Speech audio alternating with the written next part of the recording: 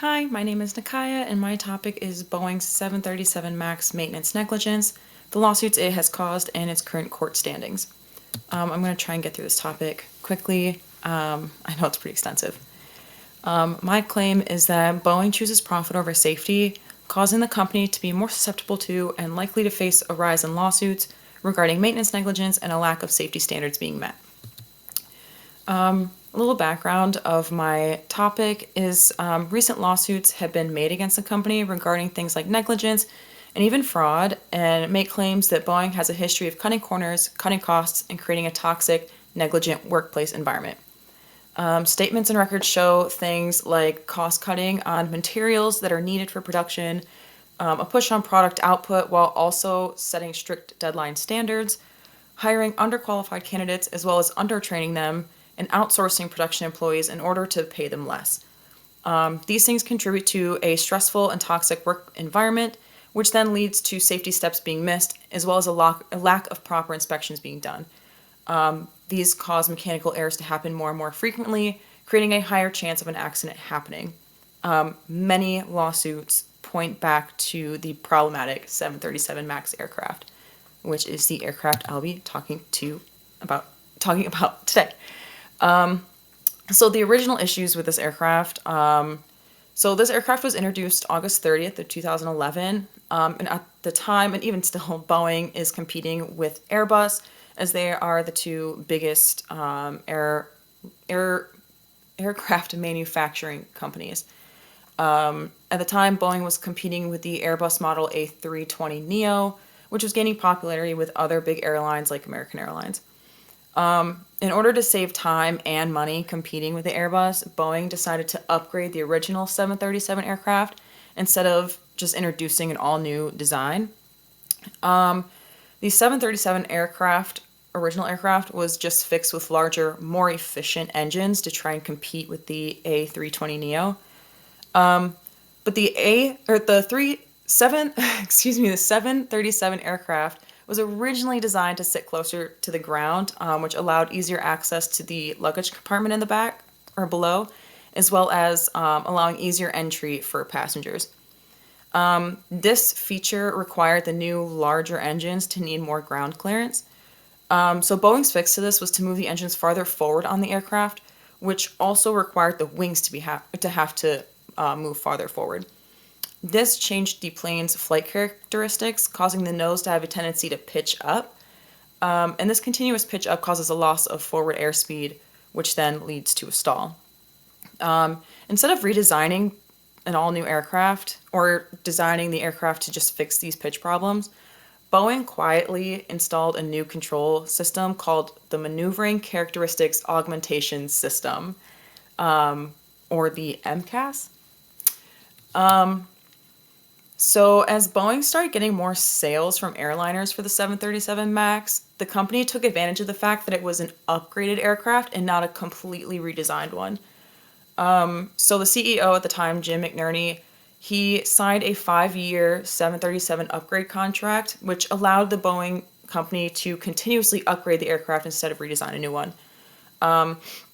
This allowed the company to skip the training process as well as skip updating training manuals, as the 737 MAX stayed technically within its type certification.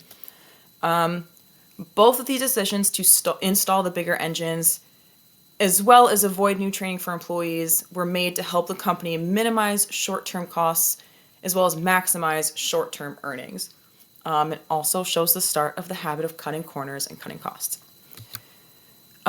So what is MCAS and how did it contribute to the accidents and lawsuits? As I said, it was an automatic flight control system, maneuvering characteristics augmentation system. That is a mouthful to say. It's a flight control system that was designed to automatically adjust the horizontal tail stabilizer, causing the nose to pitch downward whenever the system sensed the plane was climbing to a stall. However, the system was faulty and inaccurately sensed climb risks when none were actually present. Reports also showed missing equipment such as the angle of attack indicator, which could have helped the system identify what was a critical angle of attack and what wasn't. This caused the system to continuously try to push the nose down. Boeing installed these into the 737 MAX aircrafts quietly, They didn't properly explain or train employees on the new system, and they didn't include information regarding the new system, and they didn't inform the FAA of its implementation either. The decision to upgrade the aircraft, install new engines, then compensate for the pitch-up issues by quietly introducing the new system, and then failing to train the employees for the new system led to the accidents of Lion Air Flight 610 and Ethiopian Airlines Flight 302. So this is a brief overview of what both of those were. Lion Air Flight 610 took place October 2018. It took off from Jakarta, Indonesia, and crashed into the Java Sea 13 minutes after takeoff.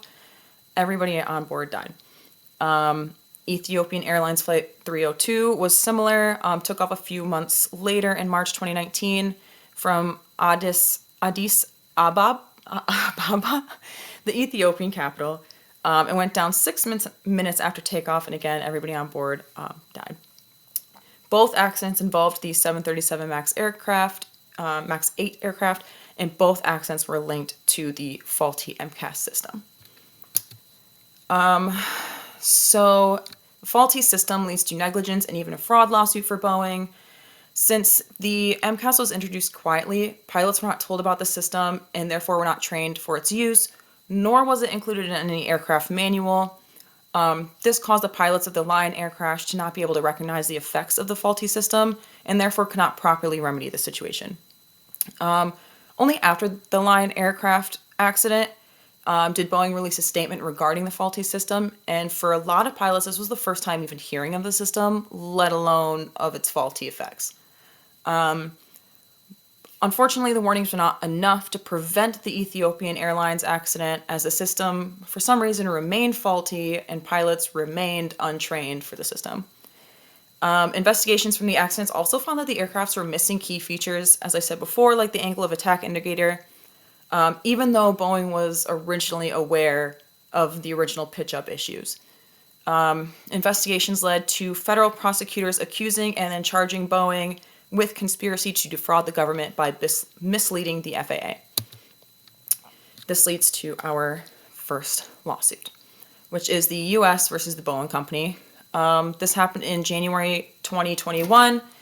The Boeing Company gets accused and charged with conspiracy to defraud the government by misleading the FAA, as well as pilots by not informing them of the installation or upgrades of the system. There's two claims I kind of wanted to talk about from two different people. One of them is the Assistant Attorney General, David P. Burns, of the Justice Department's Criminal Division. He claimed that the 2018-2019 accidents exposed fraudulent and deceptive conduct by employees of one of the world's leading commercial airline manufacturers. And he went on to say that Boeing chose the path of profit over candor by concealing material information from the FAA concerning the operation of its 737 MAX airplane and engaging in an effort to cover up their deception. The other claim is from the U.S. Attorney Erin Neely Cox of Northern District of Texas. She claimed that the company provided misleading statements, half-truths, and omissions to the FAA regulators regarding the system. Boeing did this by withholding evidence from the courts for 6 months after the start of the investigation. And when they did finally provide statements, the statements were kept vague, and they refused to name employees that were involved. This, in turn, impeded the FAA's ability to ensure the safety of the flying public. Boeing admitted through court documents that they were being deceitful about info regarding the MCAS system, which then caused key aircraft documents like manuals and training materials and things like that to lack information regarding this system. This leads us to Boeing's deferred prosecution agreement. In an attempt to resolve this charge of conspiracy to defraud the government, Boeing entered a deferred prosecution agreement, which I'm just going to refer to as DPA from now on. It's kind of a long name. Under the terms of this agreement, Boeing had to pay $2.5 billion over multiple areas. $243.6 million went to criminal monetary penalties. $1.77 billion went as a compensation to Boeing's 737's MAX Airlines customers, and then $500 million went to a crash victim beneficiary fund for heirs, relatives, and legal beneficiaries for all passengers who died in the 2018-2019 crashes. Boeing also agreed to cooperate with the fraud section in any future investigations, as well as continuing to meet with them quarterly and submit yearly reports regarding any progress that's been made with their remedial efforts. They're also required to report any evidence of U.S. fraud law violation, as well as strengthen their weak compliance programs. Northern District of Texas Court agreed to not prosecute the Boeing company as long as they paid the penalties and completed a 3-year period of increased monitoring, reporting, and more strict standards on quality control. Unfortunately, Boeing did not make this 3-year period. New cases of maintenance negligence leading us up to the crash of Alaska Airlines Flight 1282. So in December of 2023, Boeing releases a statement to all the airlines with their 737 MAX aircrafts, asking them to look for loose bolts in the rudder control system. After this, the FAA had to start monitoring the inspections of the 737 MAX aircrafts because what is going on, right? About a week later, a video was released from Alaska Airlines Flight 1282 showing the moment the door detaches from the fuselage mid-flight, leaving that big hole. This flight, basically, information, took off on January 5th, 2024 from Portland, Oregon. It reached 16,000 feet before the door came off the 737 MAX 9 aircraft. Luckily, no one was sitting in the seats closest to the missing door, but the cabin did experience a rapid decompression, which sucked belongings out of the aircraft and caused injury to nearby passengers. The FAA ordered a grounding of all 737 MAX aircrafts immediately, as well as an investigation and an audit to take place. 3 days after this, Alaska Airlines and United Airlines both reported finding loose bolts in their grounded 737 MAX 9 aircrafts. Lovely.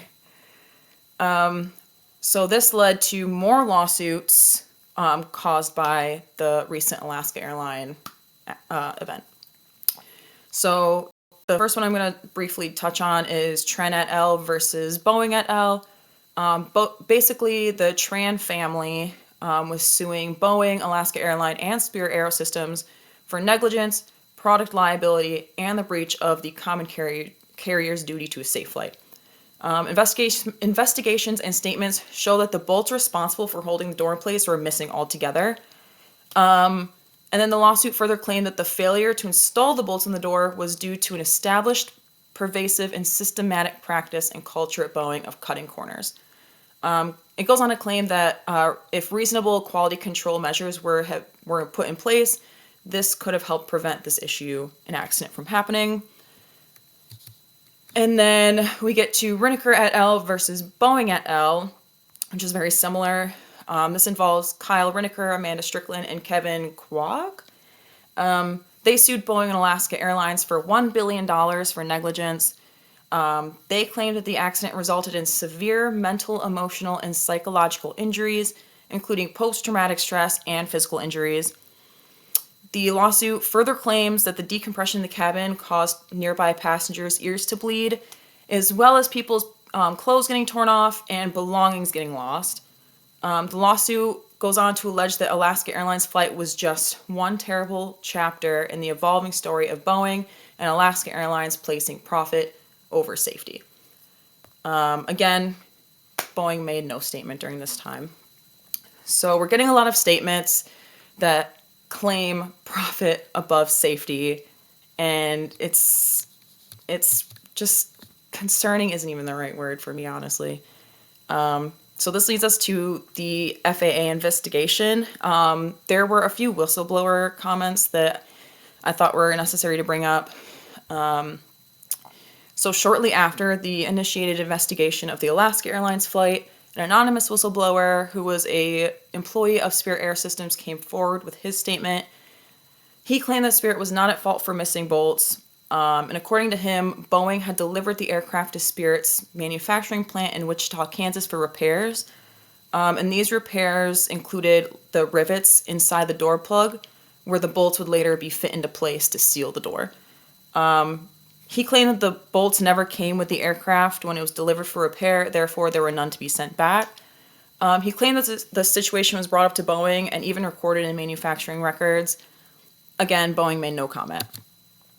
Another whistleblower was John Barnett. He worked for Boeing for 30 years as a quality manager of newly built planes as well as inspecting them. He started in a plant in Everett, Washington, then transferred to Charleston, South Carolina, and he claimed to experience a disturbing lack of safety and employees cutting corners in Charleston.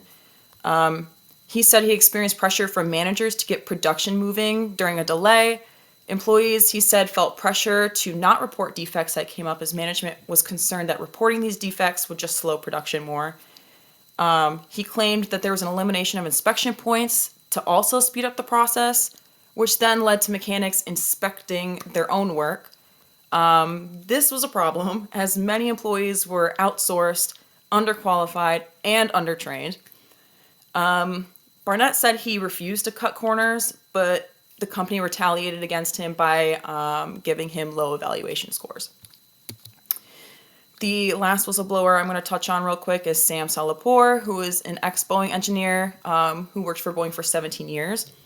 He made claims that Boeing has a history of cutting corners and making those decisions with aircrafts that came even before the 737 MAX. He said the company took shortcuts on these 787 Dreamliner jets as well.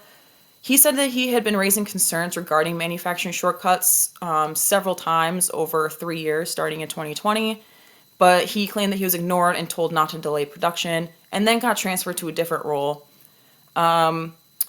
He made complaints regarding failure to fill in tiny gaps that were created when joining parts of the fuselage together. This puts wear and tear on the aircraft, also risking structural failure. Boeing denied this claim and said that it had been addressed with manufacturing process change after a production shutdown happened for them in 2021 regarding the same issue. But clearly not, as the statement is still being made 4 years later, 3 years later. He also claimed that employees were jumping on parts trying to get them to fit. This was deforming them, causing them to temporarily align, but could cause structural issues over time. He also complained that the company retaliated against him when he brought up these claims by transferring him to a different role. There were further investigation complications regarding the Alaska Airlines investigation. Boeing was uncooperative during the investigation, omitting information and refusing to present key documents that were requested of them. For example, the NTSB requested information from Boeing regarding which employees were working on the door that was involved in the Alaska Airlines flight incident. After 2 months into the investigation, by March, Boeing still had not provided this information, even though the NTSB had requested it from them multiple times. The Boeing spokesperson, Connor Greenwood, claimed that Boeing had indeed provided these details to the NTSB early in the investigation. However, 2 days later, Boeing's executive vice president, Ziad Ojokali, wrote a letter to Washington Senator Maria Cantwell claiming that documents being requested could not be located, despite looking intensively. Ojokali also took this time to deny allegations that Boeing had not been fully cooperative during investigations and claimed that they had been remaining transparent. Okay, girl. So this leads me to the FAA audit complications. As I previously mentioned, after the Alaska Airlines incident, they also felt the need to do an audit based on the previous deferred agreement that Boeing had made with the 2018-2019 accidents. This audit took 6 weeks and found that Boeing had failed to comply with manufacturing quality control requirements that were set in place with their original agreement from 2021. The FAA found problems in multiple areas, including manufacturing process control, parts handling and storage, as well as product control. This caused the Department of Justice to revisit Boeing's DPA, and due to findings in the investigations and audits, the Department of Justice determined that Boeing had violated the DPA, so prosecutors decided to criminally charge Boeing for conspiracy to defraud the government. However, a plea deal was announced in July 2024, where Boeing would plead guilty, and if the plea deal was approved, the company could pay a settlement payment as well as an investment in more compliance and safety improvement programs. They would also be required to appoint a third-party monitor to oversee safety protocol. The families of the victims from the 2018 and 2019 crashes were disappointed with this plea deal, and they called it a sweetheart plea. There wasn't really any true criminal consequences happening for Boeing, and to the families, it felt like it was a slap on the wrist for the company. In December 2024, however, the U.S. District Judge Reed O'Connor rejected the plea deal because he felt that the deal between the government and Boeing failed to focus on safety concerns and felt the need to hold the company accountable. So after the rejection of that plea deal, Boeing and the Department of Justice have been granted an extension of time to finalize a revised agreement. However, we are not at that point yet, no updates. However, Boeing's website has been updated to include information regarding safety updates to 737 MAX. It now does include information regarding the MCAS system, as well as additional system updates and a validation process of these updates and how that works and what that means. It also mentions updates to training programs. It explains aircrafts returning to service and how the company is going forward with that, preparing and inspecting aircrafts. It also includes statements made by the current president and CEO of Boeing, David Calhoun, who says he understands that work needs to be done to further ensure safety, promises that safety is at the forefront of everything the company does. Okay. Despite these promises, the FAA still criticizes Boeing's safety culture as inadequate and confusing. The FAA says their next step is to conduct a thorough review to determine their next recommendation. Boeing plans to introduce the 737 MAX 10, but clearly it has a lot of work to do to gain back the trust from customers. These are some of the things that I think Boeing should do, changes they should make. Don't release the 737 MAX 10. I think more time is needed to really ensure that a good plan is set and safety standards are being met. I also think they need a new leader who doesn't already have a negative history of cost cutting and subpar quality management. Someone who can prove they can promote quality work, someone who should have to undergo consistent safety decision training themselves, as well as maybe a possible incentive program to help ensure that correct safety decisions are being made. They also need more consistent and thorough training provided to all employees, not just upon hire, but throughout their time with the company, and make sure all new hires are qualified or offer educational opportunities to get them qualified. The FAA also needs to hold a tighter leash, monitoring all work being done, ensuring proper, accurate, and consistent inspections are being done, and ensuring the company is following all safety standards.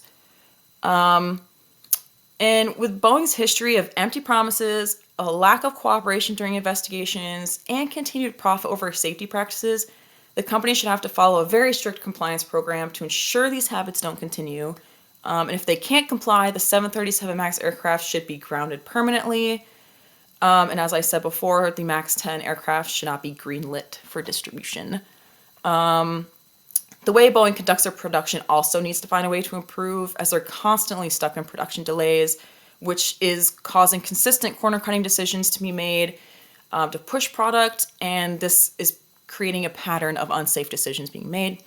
Boeing needs to provide materials and parts that are up to safety standards, and maybe some that actually fit correctly so they wouldn't have to worry about things like gaps and jumping on their parts. And Boeing should be criminally charged from the DPA violation. Maybe that could help ensure that this mistake does not happen again. The last but not least, the Bible integration that I chose to use was 1 Timothy 6:9, because I think it relates to both Boeing's issues of safety, or profit over safety, It says, "Those who desire to be rich will fall into temptation, into a snare, into many senseless and harmful desires that plunge people into ruin and destruction." The idea of profit poisons our minds and leads us into this temptation. We make decisions that could cause other people harm, all for our own profit. But this can be overcome. Paul told Timothy the way to overcome greed is to flee from it and to pursue righteousness, godliness, faith, love, patience, and gentleness. Contentment and generosity are the opposite of greed. I think Boeing could benefit from these traits, as they could promote employee morale on the production line, creating better quality work. And CEOs could be less greedy, ensuring better product quality and safety standards to be met so they can avoid future negligence and fraud lawsuits. Thank you very much.